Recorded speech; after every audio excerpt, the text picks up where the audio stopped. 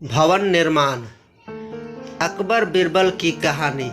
बादशाह अकबर एक नए महल का निर्माण करने वाले थे, जिसकी तैयारी पूर्ण कर ली गई है और शीघ्र ही भवन निर्माण कार्य प्रारंभ होने वाला था। लेकिन जिस जमीन पर नया महल निर्मित होने वाला था वह एक विधवा स्त्री की थी। उसे वह जमीन छोड़ने को विवश किया जा रहा था, लेकिन पूर्वजों की जमीन होने के कारण वह उस जमीन को छोड़ना नहीं चाहती थी। उसने बहुत मिन्नतें की, लेकिन उसकी कोई सुनवाई नहीं हुई। अंततः वह बीरबल के पास गई और उसे सारी बात बताकर मदद की गुहार लगाई। बीरबल ने शांति से उसकी बात सुनी और उसे आश्वासन देकर वापस भेज दिया। उसी शाम उसे सूचना प्राप्त हुई कि 2 दिनों में भवन निर्माण प्रारंभ होने वाला है, जिसके लिए भवन निर्माण सामग्री निर्माण स्थल पर पहुंच गए। अगले दिन बीरबल अकबर के साथ उस जमीन पर पहुंचा। वहां मिट्टी के ढेर के पास कई बोरा पड़े हुए थे। बीरबल ने एक बोरा उठाया और उसमें मिट्टी भरने लगा। यह देख अकबर ने बीरबल से पूछा, बीरबल, तुम ये क्या कर रहे हो?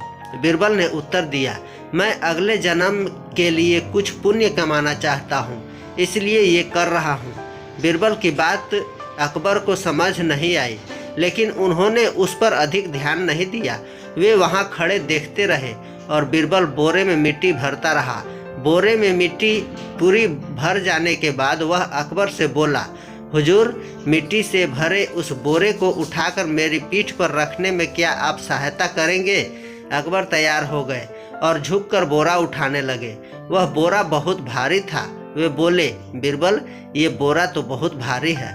तब बीरबल ने कहा, हुजूर, सोचिए, यदि एक बोरे में भरी मिट्टी का भार इतना अधिक है तो इस पूरी जमीन की मिट्टी का भार कितना होगा? आपको ये नहीं लगता कि इसका आपके जमीन पर जो बोझ आएगा वो बहुत अधिक होगा?